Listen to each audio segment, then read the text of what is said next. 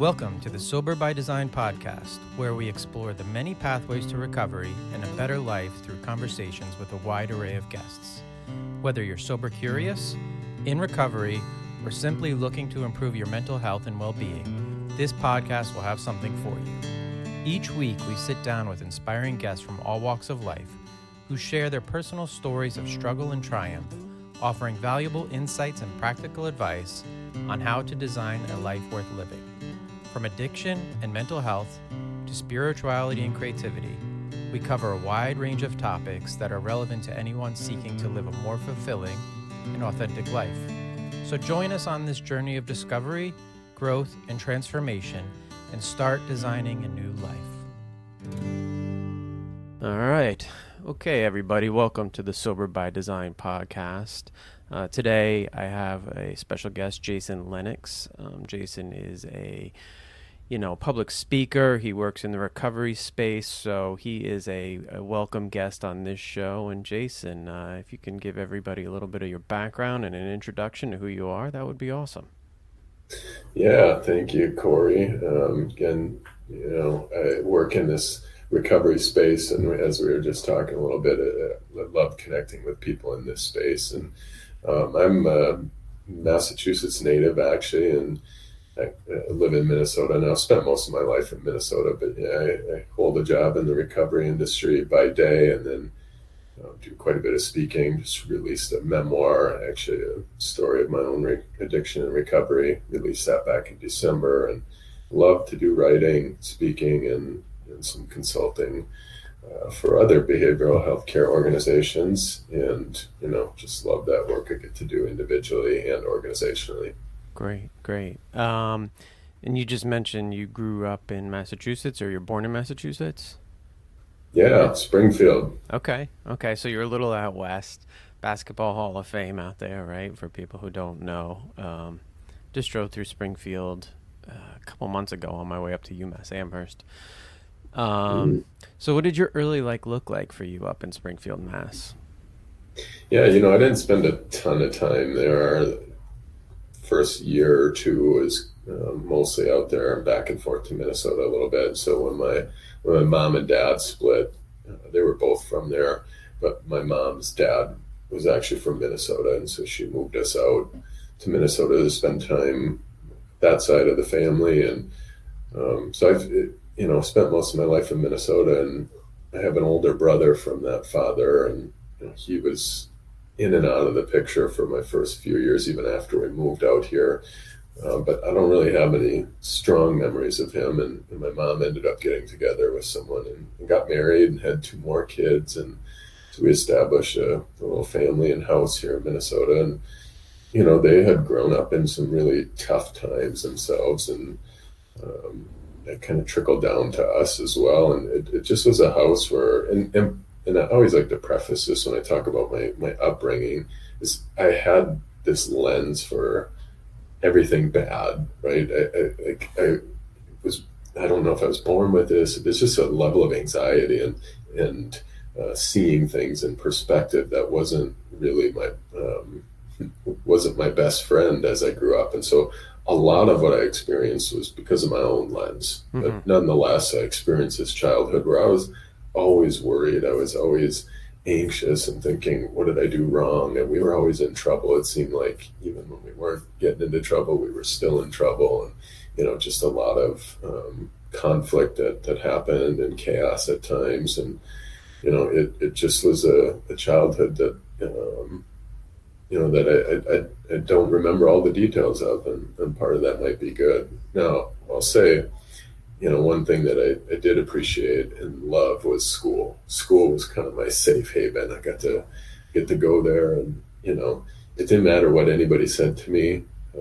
I got to tell the truth about what my results were and how I was doing, because I had the report card that said, yeah, ace, ace, ace, ace. And so it really started to build this thing in me, this perfectionism, this, I got to get it right, and that's my way of doing it. And so I really excelled in school, but again, home was a completely different story for me. And my mom ended up divorcing that man, and when I was in seventh grade, seventh grade, and we moved to a small town, 1,000 people, and kind of looked at it as a new start for me. I was the kid that got picked on in school and didn't get to do all the things I thought all the other kids did. So this was kind of a fresh start, and quickly turned into a bit of a nightmare because it was quite the opposite. I was picked on even more because I was the new kid. But in the midst of all this, I went from this, doing really well in school to hanging out with groups of people that I might not otherwise have hung out with, because most of my upbringing, I just felt this lack of belonging somewhere. And I think a lot of us do, right, in this industry, and those that get into recovery. But I think it's much more widespread than that. But we take this lack of belonging and really channel it into what turns out to be, addiction and alcoholism. So my point in that is, I land in this group of kids that I might not have normally hung out with, a couple of years older. They're partying on the weekends, but I just wanted to belong somewhere. And so I embraced it, and I got sick as heck the first few times. I was 12 and I started, with substances and drinking. And, I suffered through that because I was willing to, trade that off for the sense of belonging. Yeah, yeah. 12. That's an early start. So you're in, is it like rural Minnesota, or are you outside of a major city, or is it pretty rural where you're growing up at this point? Yeah, that's pretty rural. That's 1,000 people and cornfields Yeah. to stretch miles. We actually lived right on the edge of town, the last house in town, and we had a cornfield that we used to hit golf balls into. So it was very rural, not a lot to do. Hmm. One corner store, one park, that kind of thing. Yeah. So that environment can lead you to a pretty, rocky road. Because of your options, right? Like, I know I grew up in, Northwest Jersey, and there was always parties in the woods, and there was a lot of drinking and, that sort of behavior, because we didn't have a lot of other options. They weren't on the table. There weren't community centers. Sports were sparse at that time when I was growing up, and I'm sure when you were growing up, especially in a town of 1,000 people. I mean, how many sports teams can you really field, right? So you're not having a lot of options that are healthy for you as a youth. And then couple that with, your parents split up when you were young, and then, split up again, you're bullied, you're looking for that sense of belonging, and you find it in a group of kids that all just want to party.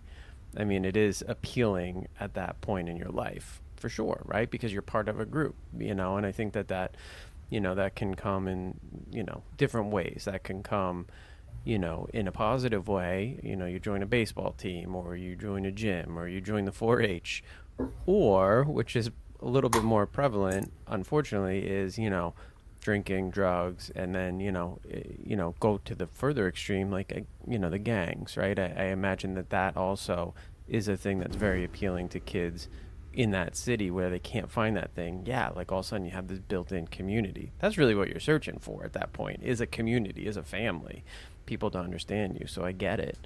So from 12 to, how long were you on that path with this group of people? Yeah, that was probably a year or two, and actually my life started to turn around a little bit just from the network standpoint. So I started to hang out with that crowd, and it was just like, yeah, okay, maybe now that I'm in with one crowd, I gain a couple other friends from another. But my uncle actually paid for me to play some sports in that school when I got into high school. And you're right, you got to pick from two. You get to pick from two each season. Hmm. All these nieces and nephews I have now are playing 6 sports, and they're doing it year round. And I'm thinking, yep, nope, didn't even have that option. So that was, but I'd never played sports really. Like I said, I was this kid that grew up and kind of felt sheltered, and so that opened my network a little bit. And so I started hanging out with some of the other people playing sports, and next thing you know, I'm dating somebody in early high school, and just slowly start to gravitate a little bit further and further upward in terms of the people that I spent my time with. And by the time I was a sophomore, I was like, people were coming down to my place every weekend, and we had my garage set up, and it was my life was the center of of that school. And so it really was everything that I ever dreamed of. And I always say that growing up as this kid, I just wanted a friend or two. And next thing you know, whoa, what happened? Now my life is full of all the people, and it's rocking and rolling. And, I talk about this in the book that I wrote, that it really was kind of the rise and fall of all my dreams, because what I've learned about myself and so many of us is we're really good at forgetting. I always say I have the best forgetter in the world, and in many ways. But again, I was the little kid who just wanted a friend or two, and now I have everything that you could imagine, including this cheerleader girlfriend. I'm the varsity running back. It's like the American dream. And all of a sudden my brain starts to go, well, maybe she's not the best girlfriend in the school. Maybe she's actually number two. It's okay, this other one over here, maybe I should try that, right? And so I was already a sick person in high school, and greedy and ego and all those things that drive a lot of our sickness started to take over. And as I left that girlfriend for another, and that didn't work out, the people I hung around with started to see these decisions, and I started to hurt people. And so I slowly but then quickly lost all of that. So I went from one end of the spectrum to the other, and then back to the other end. And it just was really an unfortunate fall. And in that time, I lost my father. Again, we didn't have a lot of connection, but when I was in 8th grade and started to get in trouble, we reconnected. My mom sent us to go see him. He wasn't doing well. The doc said, you got cirrhosis, man. You're 36. This thing is going to kill you if you don't stop. But if you do, minimal effects. And, by the time he was 39, 3 years later, he had moved out to hang out with us for a while, couldn't stay sober, went back, and, ended up gone at 39. So it was, really that landed on the heels of, all the friends that I'd lost. And so high school quickly turned from everything I wanted to an absolute nightmare. That's tough. I mean, 39's a young age to die at, and that's a tough time to see your dad go too, right? In that high school time frame, even if your relationship was a bit disconnected, that's a huge blow. So at that point, you're, towards the end of high school, and you have had quite a few big life events, I would say, for somebody of your age. What was the next step? You kind of hit this peak, then you kind of, I don't want to say you bottomed out, but you definitely started this, this downward kind of, descent. Where'd you go next? Did you keep going down, or did you shift, or what happened? Yeah, no, I wish I could say that was the bottom, but that was really just the beginning. So, in a few years prior, when I'd started, drinking and smoking the pot, and I was taking, some prescriptions and things like that. But then right around that same time when I lost my father, it's the first time I discovered methamphetamines and cocaine, and kind of got into that world of really hard stimulants, and that kind of took me really on an even more downward path. And after my junior year, I left the house, couldn't get along with my mom. My senior year, I'm sleeping on the streets, just trying to fight to get food every day, and ended up dropping out after my football season, because that's all I really cared to do at that point in school was play that last season of football. And again, on the streets, homeless, not really finding ways to survive. And I ended up meeting a girl who was actually ironically dating a friend of mine at one point, and they'd introduced me. And anyway, we ended up getting together because she had everything I didn't: a home, a nice car, she had money, she looked good. And I just thought, finally, the world's looking out for me. And it turns out we didn't really match that well. And, we spent 2 or 3 days getting along. And after that, it went downhill. So I left after a couple months back to the streets. And she told me she got pregnant in that time. And I thought, there's no way, how could this happen? And she wasn't lying. So we kind of went back and forth. We had some struggles. I got into some trouble that senior year and ended up in jail a couple times. And after finishing that senior year, because a foster family tried to help me, it got me back into school. I did some work. I went half the days, I didn't go the other half, but they graduated me surprisingly, and I decided to move to Massachusetts. I was put on probation, and a probation officer said, "You got to get this right." And I said, "Well, it's the people I'm around. If I can escape them, then I'll be fine. So let me move to Massachusetts." Okay, great. Knowing that I was going to come back and be there for my son. I just lost my father, a year prior, and I knew I was going to do everything to make sure that my son never had to experience what I did.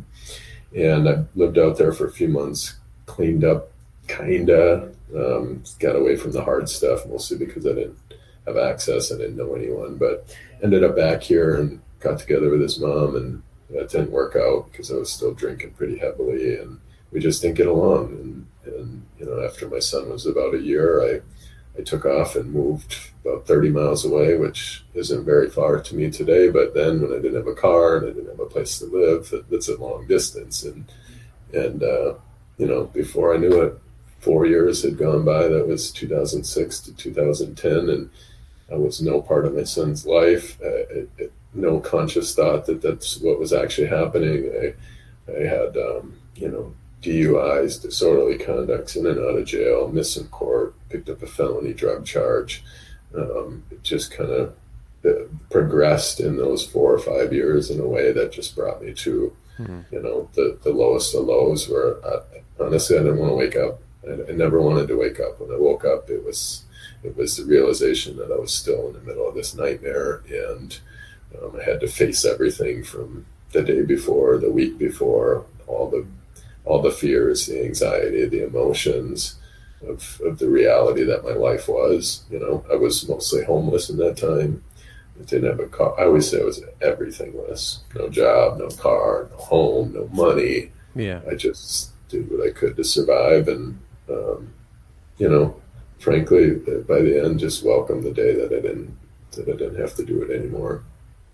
Yeah. And at that point, yeah, all the friends, everybody was kind of gone, right? It was, you were alone. So, from there, obviously at some point this all turns around for you.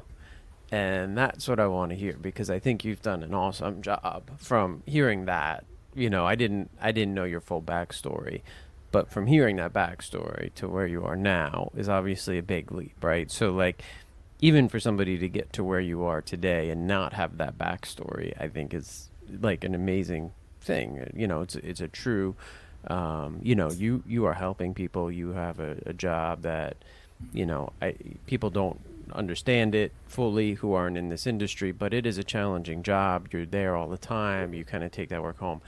How did you start to pull yourself out, I guess, is what I would be interested in hearing. Yeah, I mean, honestly, I never really take a ton of credit for that, because, I was 24 when I landed in the rooms of recovery and in a treatment program.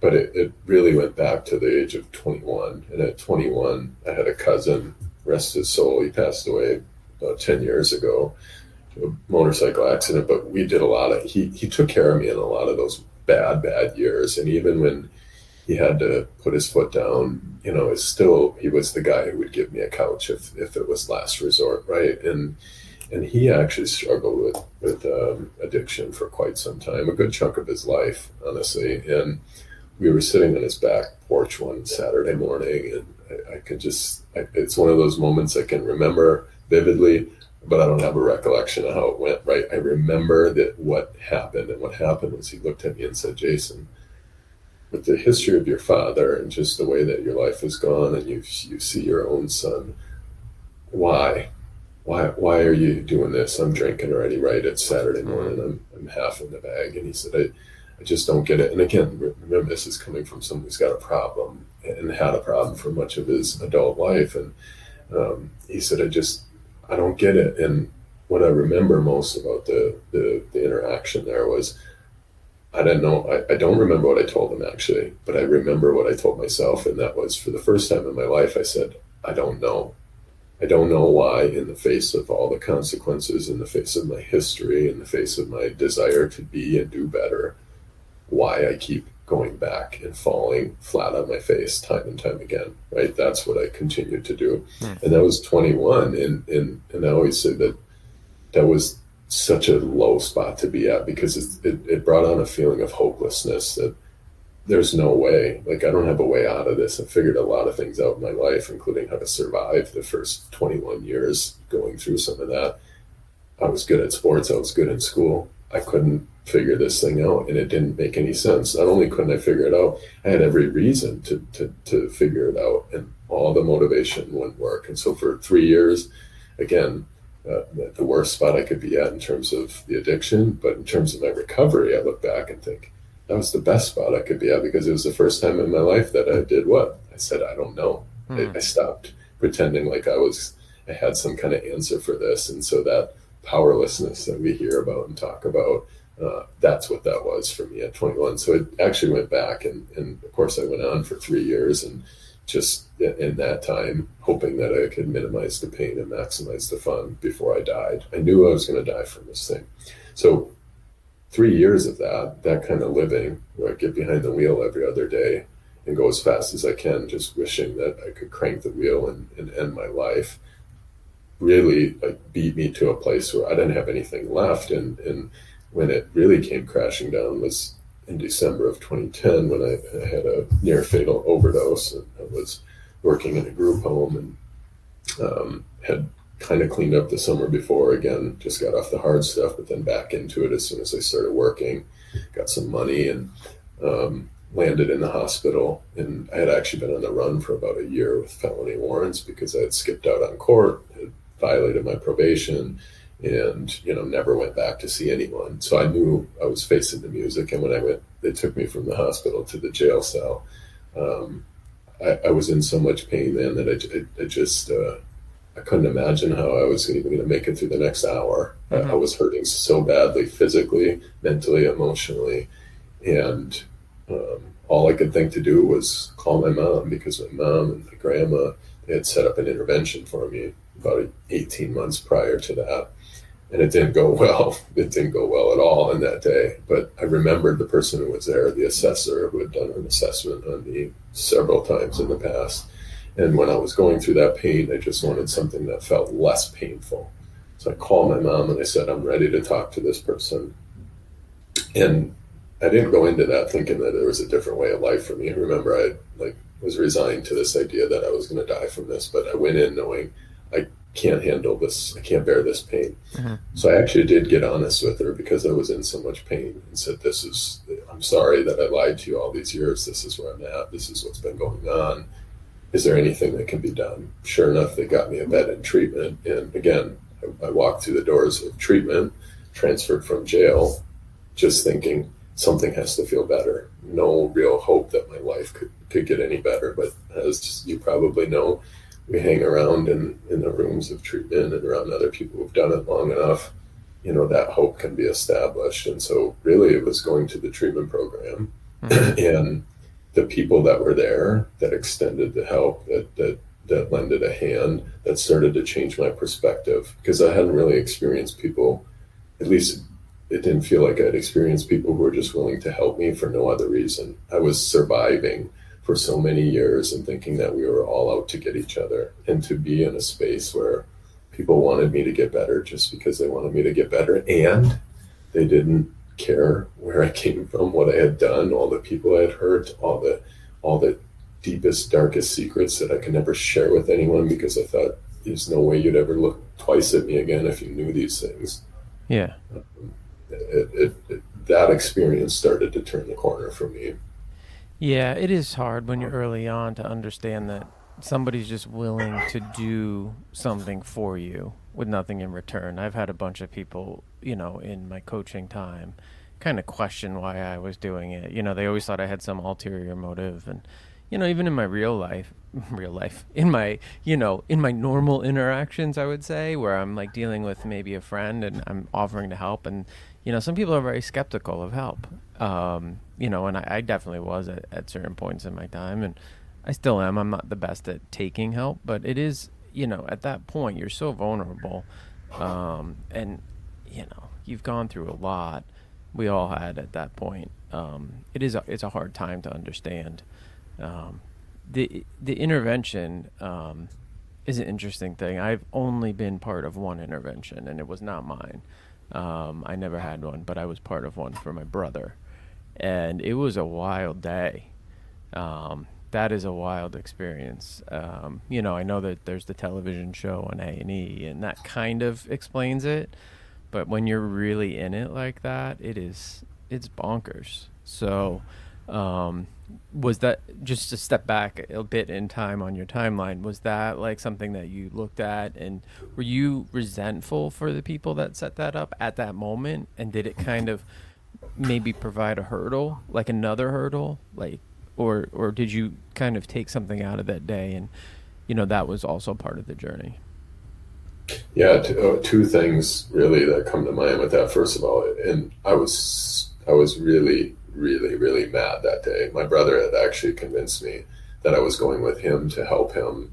He was worried because he was going to pick up some drugs, and he hadn't met this person, and he just needed to make sure Big Brother was there, right? He knew he could feed my ego and offer me substances, and that I would do anything. And I was half in the bag already. It was a Saturday midday or something. We were driving by my grandpa's house, and he said, "Well, look, this person's here, this person's here. Should we stop and say hi?" And of course, I'm like, "Yeah, let's go talk to everyone." I'm three sheets to the wind. So we went in, and as soon as I opened the door, I knew what was going on. I knew that I was just fooled, and I turned around, and my brother and his friend stood there, and the fear in his eyes was like I'd never seen before. But he stood his ground, and I tried to get out the other door. My two uncles were at that door. They barricaded me in this place, and I went and sat on the couch in the living room and said, "Screw you all. I'm not doing this. You're going to either call the cops on me because I'm in trouble, I know that, or you're going to let me out of here." And they all took their turns, and eventually I convinced the interventionist to let me out, and that I would meet him a few days later. Of course, I never did, but it was a long, enraging ordeal for me, and I was really mad, and it did two things. One, it shut me down from that family for a long time, but it ended up being a huge spark for my recovery, because again, this was at my grandma's house, and when I was in the jail cell, and I knew who to call, right? So the seed was planted. Well, what happened when I got to treatment, I was a weekend, and my grandma passed away, and I had never gone back to her, and the last things I said to her were so inappropriate and so horribly like I just had so much remorse and guilt and shame, and it almost spiraled me right out of that treatment program, honestly, because I didn't know how to deal with that. I was never going to be able to repair that with the woman who took care of me as a child, who did everything she could to just make sure that I had a good life, and that's how I treated her, and never got the chance to clean it up. So it planted the seed that I later came back to, but I think it planted a deeper seed in the way that shook out with my grandma, because from that moment when I found that out, I knew, I don't know how I'm going to do this, but I got to do this for my Grammy, right? And actually, the book I wrote, the dedication is there, and it was largely inspired by my desire to live this life in her name, because I never got to do that with her. And so the intervention is a huge part of the story, even though it didn't end up like a lot of those do on TV in that day, right? But it had its impact for sure, and still does. Yeah. Yeah. I mean, I don't know what the success rate is on interventions. I've never really looked at the statistics, but having been part of one, and I always look back and think, was it the right move that day for this person? And it was questionable at best. I mean, listen, I was still drinking at that point, so it's just like, just looking back at the whole thing, it was kind of, the one that I was part of was a little bit wonky. You have people in the room who didn't have their stuff together, telling somebody else to get their life together. It was kind of like, I don't know, like nobody should be throwing stones in this glass house. That's what it felt like. So but so treatment worked. Did you stay on that path after getting out of that treatment facility? Is that sort of like a clean story after that? Yeah. I had that option, or go back to jail. So I had a little motivation, but But nonetheless, I made it. I went through that residential program for a month, and then I went to a step down program where I was, still living in the facility for another 5 months. And when they wouldn't keep me anymore, not because of anything I'd done, but because they ran out of funding, and they said, it's time to fly anyway. You got to take the next step at some point. I still didn't really have a safe place to go. I didn't know where I was going to go. And, I had met a guy in recovery. I asked to sponsor me, and he and his wife picked me up from the halfway house often and took me to meetings. And he just kept saying, you can come stay with us, come crash in the basement, until you can figure out what to do, because places weren't willing to rent to me. I had such a poor criminal and financial history. And by the way, I didn't have a lot of job. I didn't have a lot of money to make a difference anyway. So the last day of that treatment stay, the last day of that 6-month period, when I didn't have anywhere else to go, I called and said, is the basement still open? And I went and lived in their basement for 5 or 6 months, and they turned into another set of parents for me, really. I mean, because I have two lives: this life that I grew up as a child, got into the troubles that I got into, and then this recovery life, which was like starting over for me, right? I didn't know how to act emotionally, mentally. I didn't know. I never had anything to my name. I never had bills that were mine. So it was like creating this new life that they just kind of guided me through and supported me in a way, and loved and showed just the generosity that I had never experienced. And, from that episode and being with them, I learned the greatest lesson of my recovery. And I was having a conversation with him one day, and I was 9 months sober, and he said, you're good to sponsor other people now, And I said, well, wait a minute. Treatment said that I should find a sponsor for 2 years. So that must mean 2 years is the qualification. So by that calculation, I have about another 15 months. So just let me ease into this. And he said, I don't care what they told you in treatment, because our literature and our experience shows us that when we find a solution to this, our job is to go and share it with as many people as we can. And he expanded and said, your job, once you've got this thing figured out, what you do, by the way, is to not spend time on you and do you and think about you. Your job is to go help as many people in this world as you can. And and not only did he articulate that, but their act of generosity of taking in somebody who they didn't know. I mean, I'd known them for 3 months, and I was the guy who would lie, steal, cheat, anything to feed that addiction. The addiction was running the show. I didn't even know what I was capable of. And here these two just say, yeah, we don't care, come live with us. So this act of generosity, coupled with this man's incessant desire to really just help other people, set me on a path that was like, oh, yeah, you better believe it. I'm going to go out and I'm going to gain my own house and my own car and all these things, and I'm going to appreciate them. And once I have my needs met, my job is to go show the rest of the world how they can do the same. And so it took me to a new level early on. And there was work there, right? That didn't come without the work, but he just said it as flat as he could. You get well and you go help the next person. If you wait to help the next person, you might not get all the way well, right? He said, if you wait till 2 years before you help someone, you probably won't see 2 years. So it just was a life-changing period of time in my life. And from there, I got enrolled in school and finally got a stable job after a year, and then another job. And, just that was the early part of my recovery that really laid the foundation. Yeah, that's interesting. I mean, somebody else might not have told you that, right? Like, that is an interesting stance that he took there, because for me, I don't know that I would have been ready at 9 months to help anybody. So you definitely were in a different spot. I mean, I probably should have, and I was doing other things in my community that weren't recovery focused, working, I was coaching youth sports. So I was doing things to help, right? So I did get that kind of positive feedback, and, I was putting something positive out into the world at that point. So I think that was sort of maybe scratching that itch. But if he hadn't told you that, yeah, like, you don't know where that ends up. You could have been, waiting for that 2 years and then the 2 years comes and you're not ready at that point because you went some other direction. So that one conversation definitely shaped your life, because now you help people all the time. Like that is Yeah. your gig, right? So so you've obviously found recovery. How long have you been in recovery? Yeah, December of 2010, so about 12 and a half years now. That's And amazing. that was my first attempt, and I was fortunate enough to Yeah. stick with it and see it through one time at the age of 24. And Yeah. it's been every year I continue to ask myself how it could possibly get better.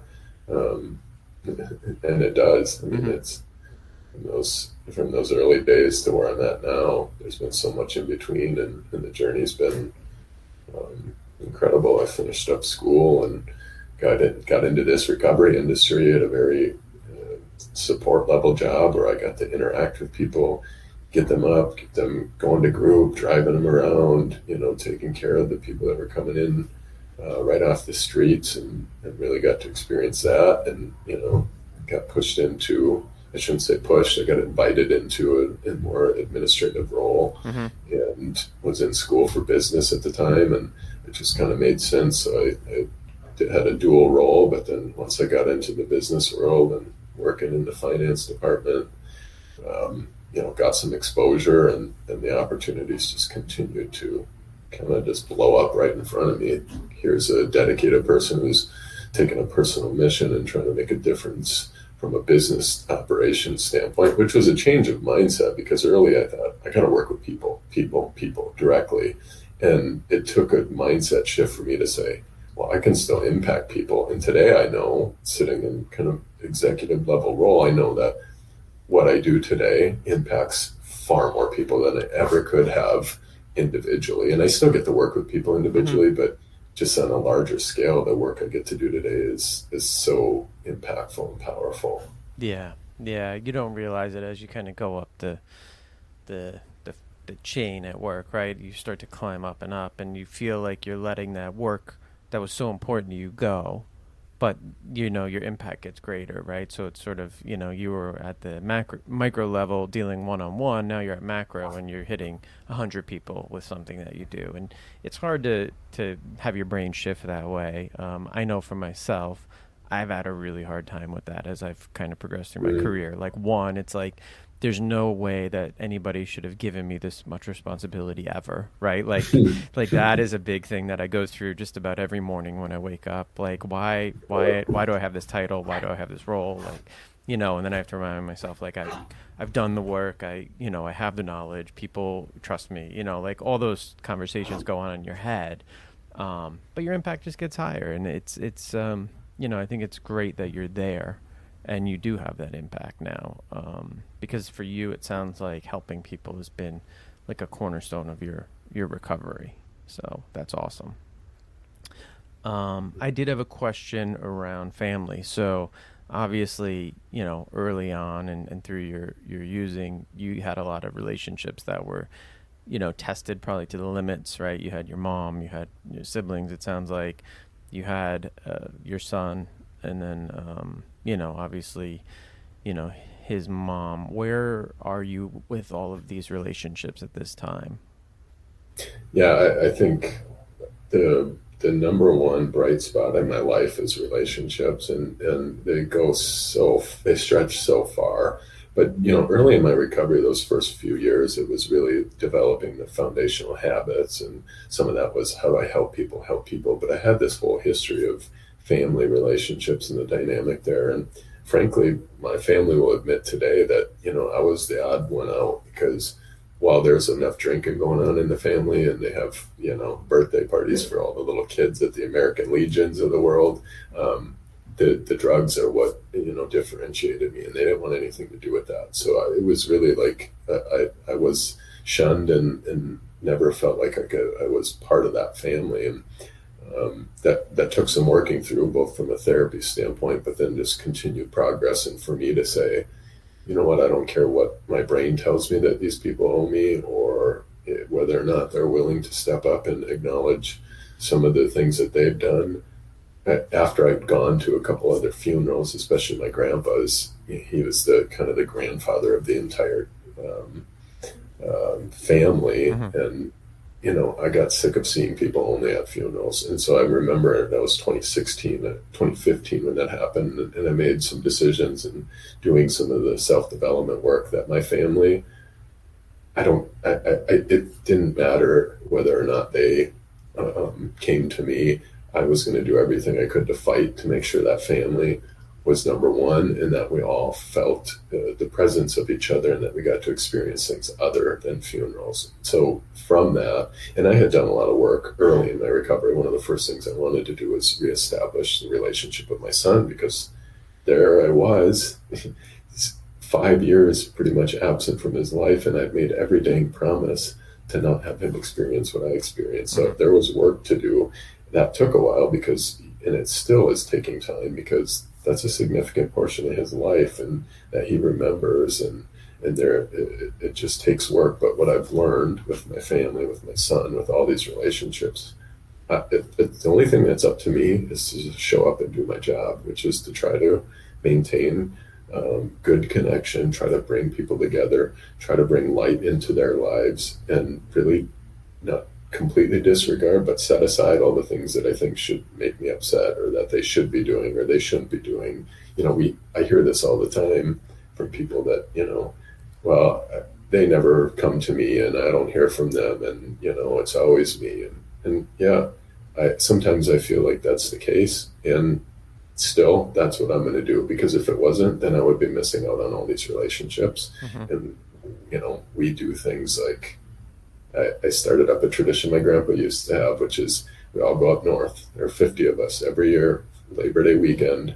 I reestablished that. I went and just found a place in northern Minnesota, put the down payment down and said, we're going to do this. And everybody came, and we've been doing it for 5 years since, and it's the most magical week of the year. And to think that wouldn't exist if I would have let the things in my brain stop me from pushing forward with that. And they have since come back after and said, man, I'm sorry. I can't believe that this is how we approached you and how we looked at you and how we treated you, especially knowing now what we know about what you were going through. And none of that would be possible if it wasn't for recovery and, the continued development inside and outside of recovery for me to say, I'm just going to take the high road here and continue to fight for these relationships. That's awesome. The ability to kind of rise above it, right? And just say, well, I'm going to be the one that sets this up. And if everybody follows, great. If not, I'm still going to do it. I think is amazing. I know family stuff is hard. Some people tell me oh, I have the perfect family. And, I've heard that story from a couple of people. I'm like, really? Every family's kind of got something going on. I know my family does, and I will be the first to admit it. But I do try to navigate those relationships as best I can now. I don't think, my story isn't the same as yours. I never really had any huge fallings out that I remember, at least. My family kind of broke up a little bit after I got, actually, as I've been in recovery, I've had a lot more fractures through different, things that have happened, deaths and, health issues and, things that have just kind of come up. And I think being in recovery has helped me navigate those things very well, right? Because if you're not, and those kind of challenges come up, that's something that can really drag you down further, but able to go at it with a clear mind and understand what my role is in it has been helpful. So I'm sure as you navigate your relationships, that's the same for you. You can come at these things very clear-headed and say, if it's not working, what's my responsibility here? Did I have a role in making this relationship bad? So, it sounds like family is a big thing for you, which is awesome, knowing, again, a little bit of the backstory. So you got family, you got work. What's fun for you? What are you doing for fun?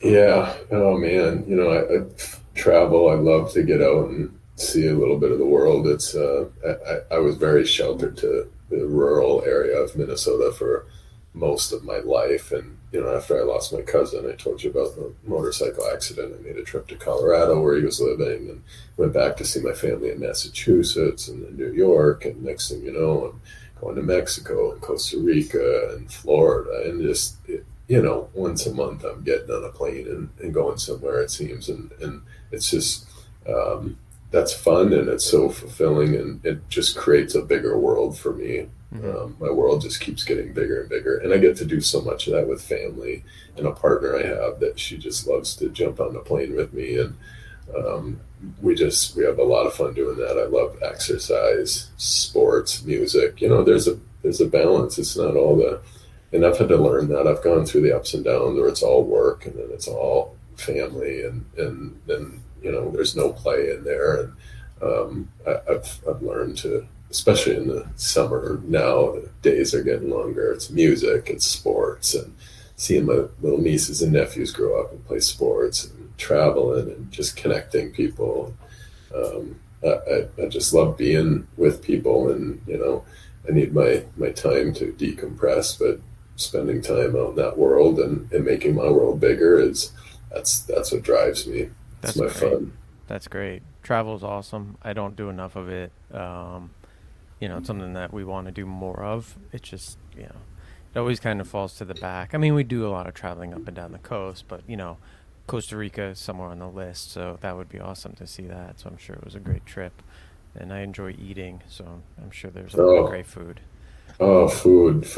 I should have never left that out. Food, and it's changed over time. When I first got into recovery, I had such a scarce mindset. I survived and I didn't eat for days at a time sometimes. So all of a sudden I'm going to the other end of the spectrum, and it became a problem. And geez, I could be diagnosed with some disorders around eating, I'm sure, throughout my life. And over the last 5 or 6 years, I've coupled the exercise, which I've always done a lot of since I've been in recovery, but really adding that next level of quality nutrition has been such a magical experience for me, health-wise, and just to develop my palate and experience, different foods, and just what quality food can look and feel like that's one of my joys for sure. So I'm glad you reminded me of that. Yeah, it is an amazing thing, right? When you have great quality food, it is such a huge difference. Like we, obviously we'll eat pork chops and stuff like that, but we have like a local farm up here that raises like a heritage breed pig, and then you eat that pork chop against something else. You're like, wow, this is a completely different level. And the more you travel and you go to these other areas and you go to a fine restaurant, like you understand, not only do you feel full, but you feel full with less, you feel a little bit healthier, you sleep better. Like there's all these things that happen. And it is an important part. I mean, I don't do that daily. I obviously eat garbage from time, throughout the day. I think it is the balance, though. And you talked about balancing it all out. And for me, sometimes what I have to do is go back and check. When I'm feeling off, sometimes I'll check, like, how is that balance looking? Like, am I dedicating the right percentages of my day to the things, right? And where's the family percentage? Is it at like 5% of my time? Or is it at like, am I dedicating 80% of my day thinking about family? That sounds great, but not really, right? Like you got to kind of adjust those numbers. And sometimes for a while I was tracking it like per week, and then I would like look at myself the next day to see how I felt, because how you spend your time really does affect you, and is it working out? Is it watching TV? Is it reading? What are those things are, and you could really dial it in if you are vigilant about, vigilant and honest, I would say, about how you spend your time. And when I work with people in recovery early on, I'll say, like, take your day and sit down and chart out how you're spending your time, because I could tell you're probably misusing some of it, and that's probably why you're not feeling great on a day-to-day basis. And that's like an easy tool that I use early on with people. Just like, take your day, give me how much time you eat, sleep, shower, dress, all that stuff, and then look at the rest and how are you divvying up whatever that is. Is it 5 hours of free time? How'd you spend it? And odds are not, you didn't spend it well if you're not feeling great. So I you're speaking my language there, and the business person in me, the analyst, and then also just the way my brain is wired with numbers and analyzing that constantly, right? Spend maybe too much energy analyzing everything all the time, but I do that. I look at my days, even today. I mean, I'm 12 and a half years in, and I'm always thinking about what can I do to take myself to the next level. And, that's tracking, sometimes the nutrition that I'm taking in, the exercise, just looking at what's impacting my day. And lately I've been just looking at what are the sources of information that I take in on a daily basis. I've been working with a coach, and she said that's the first question she asked when we met. Tell me everything that comes to you through an inbox, through a screen, through other people, that's information, and start to look at that. And it's really like alarming and easy to see why we get in ruts and why we fall into certain patterns when we can see what we're putting into our brain, right? Not just our body, but what is coming through these eyes. And that's huge. It's been huge. That is a huge one, and one that I kind of struggle with and think about probably daily. And I've kind of gone up and down. I've removed most of the social media outlets from my phone. I'm on Instagram only, and I don't even know if that's good or bad. But it is a community of people in recovery that I deal with are there. So it's an outlet for that. But it's just it is interesting because we have so much information hitting us, and most of it is not great. So that is an interesting thing that's what she focused on first. That's a good one. Yeah. Well, and I think, you bring up a good point. And this is where there have been times in my recovery where I've thought, I'm getting rid of all these dang social media apps because I just get sick of reading all the junk and hearing the people arguing. And I mean, just the last few days, they're having a pride event in my old town, and, thousands of comments. And I just started doing the math thinking, this is taking thousands of hours of this community of 20,000 people of their time, and all they're doing is arguing with each other at this point. How is this possible? What could that time be used for? So anyway, then I have to stop myself and say, well, don't be one that's using an hour of your time on it. But the social media, in my thought process there was someone like you is trying to have an impact, and you are having an impact and reaching all these people. It's like that conflicts with, reaching all those people conflicts with not having these outlets to reach people, right? So it's hard because we need to somehow maintain some sort of presence online to be able to fulfill our goals. And it's how do we, for me, the question is, how do I continuously monitor and understand how I'm using these tools? And I've gotten really good at that. Yeah, I think I've gotten better. I know for me, when I feel like I have a gripe, I try not to gripe on social media, right? I say if there's something that I want to change in the community, I'm going to go physically somewhere and change it, right? Be it a Board of Ed meeting, a town meeting, wherever. I'm going to go speak my problem where it can actually get solved, because nothing's getting solved on social media, right? So that's how I've kind of taken that. I try not to get into those arguments, and I try to use it just for the tool that it is for me. But it's hard. It's a hard one. It's probably one of the harder things out there right now. Well, yeah, I just read a book actually called Stolen Focus. It's by Johann Hari. An amazing read, by the way, if anyone's looking for that. But it really dissects why this is such a major problem, and really what's behind it is the giants of the tech world that have created this. And our attention, every second of our attention is worth a portion of a dollar, right? And so these platforms and these online giants have continued to evolve the technology to bring in and keep our attention, because it just continues to add dollars to the bottom line.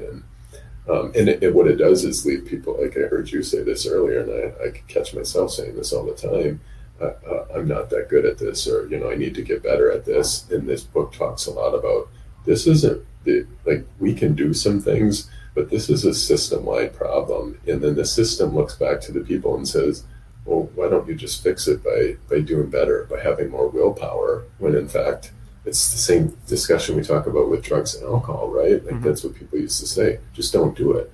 It's not that hard, just make that decision. And we're talking about the same thing with this, with these technologies. And so it's really and it's consuming so much of our time and energy, and so I'm just doing everything I can to be mindful of that. And keeping myself well in every way that I can.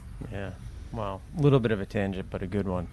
Yeah, And Johan yeah. Hari writes some good books, so that'll definitely be in the show notes along with your book. The one last thing that I do like to try to leave with, and you mentioned music, so I try to leave people with like recommendations from the guests, either movie, show, book. You've given me the books, so we got books covered.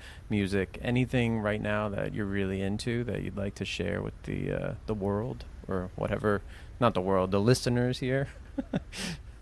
Yeah, no, I'm actually this. I haven't gone to a lot of concerts in my life, but this summer, I've always said that my two favorite vocalists, male and female, are Ed Sheeran and Pink, and it just so happened that these two are both in Minneapolis this summer, actually 2 days apart. And I listened to the Pinks and the Ed Sheerans, and I think just generally the theme of the music that we can relate to so much is some people look at from the outside. I have a team member. He said, if I'm feeling down and sad and sappy, I'll listen to your Pink music, or whatever. And to me, it's like I've always connected to that deeper level of emotional, lyrical music that really, I can relate with because I've been there and I've come out the other side, and I can understand how that music sees us through it. So those are the two people that I listen to the most, and probably always will. I just love pure talent from a vocal perspective and a performance.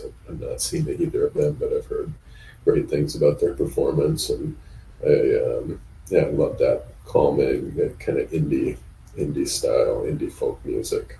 I listen to all day long. That's great. That's great. Yeah, I know Ed Sheeran just played here in the New York area this weekend, and my wife's, I think, trying to get tickets to the Pink concert at Shea Stadium, or Citi Field. Used to be Shea. Oh, So we're working on it. We haven't gotten the tickets yet, but I know that she's coming through in August, so it's a big concert. This week, my music thing is there's a band, Goose. They're like a jam band, and they released the recording. They played at Radio City over last summer, so they released the recordings from that. And they played with Trey Anastasio from Fish dropped in the one night, so that you got a really crisp recording of a pretty good performance. So I've been listening to that on Spotify since it came out on Friday, and that's my recommendation for the week. It's always tricky to have to do one a week, but this one was pretty easy for me. So. Well, it keeps you fresh then too, right? You're always on your game trying to think of what's it going to be, what's the new stuff, and I'll take your recommendation there. I'll listen to that. I appreciate music and such a huge part of life. So yeah, that's also my other brother who lives in North Carolina, not North Carolina, in Denver. That's his band. He owns a talent agency. Oh, so he's one of his bands. So wow. Yeah, good guys. The one I love, the piano player. If you go online and you watch a video of Goose, you'll see the piano player, and you could just see like he loves life, right? And it's like that's the kind of person that you want to be around. He's kind of infectious. So Yeah. Anyway, but that's that. And Jason, I'm gonna put all the links to your socials, your book. I think your story is amazing, and just that arc of it is really inspiring, and I think people are going to take a lot away from this episode. And I thank you for taking time out of your day to jump on here with me. If you want to give anybody any info, let it rip. And again, everything will be linked in the show notes. Yeah, no, I appreciate the time, and I always appreciate the opportunity to, I know we show up and volunteer our time a lot to really spread a message and try to, impact, even if it's just a person that heard one thing, I think oftentimes it's way more than that, but any impact is great. And I always like to leave just with this thought that continues to circulate in my mind, and that's people that struggle, and I struggle sometimes too, to this day. I think we all do to some extent. And the good news, the hope for me is always that whether we're in the difference between our really bad spots in life, whether we're still struggling with drugs and alcohol, whether we're just struggling with mental health, or we're in some sort of scenario in life, period of time, the difference between all that and a new journey and something new and something inspiring and something fulfilling is always just one day. It just boil it down to this. There's one day. The one day I went to the hospital was the day that was the difference between the hell that I was living and the beginning of something that I never ever could have dreamed of. And I think that's always important because any of us can hang on for a day, and knowing that that's the delta there and where it can turn is just always such a hopeful thought for me, and hopefully it can resonate with some others. That's awesome. Thanks for that, Jason. And again, appreciate you being on. And I think, again, people who listen to this episode will definitely be inspired to make a change and do something in that one day. So thank you again. And everybody, like, subscribe, review, whatever you can do to help boost this up in the Spotify or Apple podcast world would be great. And we will talk to everybody again next week.